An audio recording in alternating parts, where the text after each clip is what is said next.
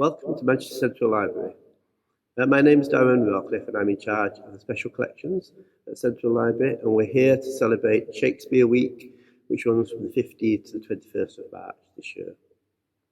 As you can see, the building is empty at the moment. I'm sitting in the famous reading room, which hopefully will welcome students back shortly. But we're here to celebrate some of the links that Manchester has to Shakespeare and show you some of the fantastic items in our special collections.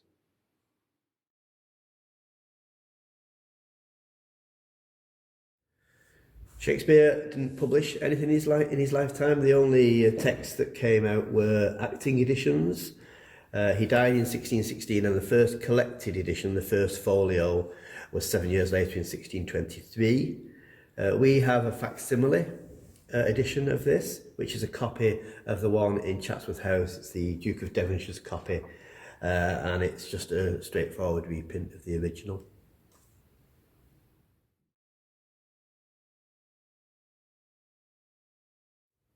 Manchester Central Library has original copies of the second folio and the fourth folio.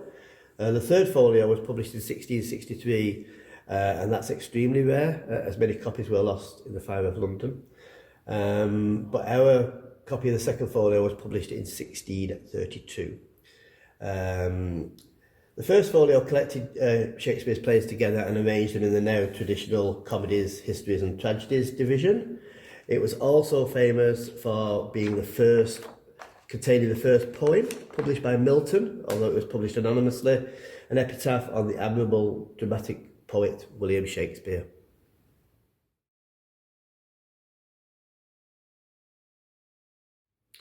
Manchester Central Library is also home to a number of special collections, including the theatre collection, which the next item is taken from.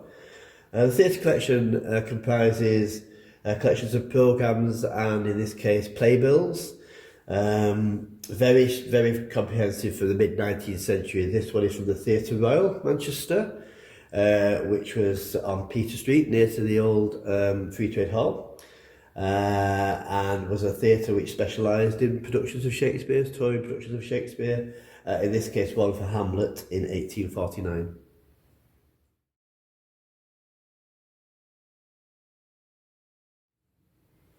This next collection is a different take on the complete editions. This is a part work.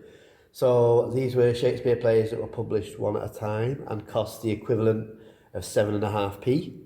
This was published in 1873, at a time when people were becoming more literate, but where you might not be able to afford a full volume. You could buy this one at a time.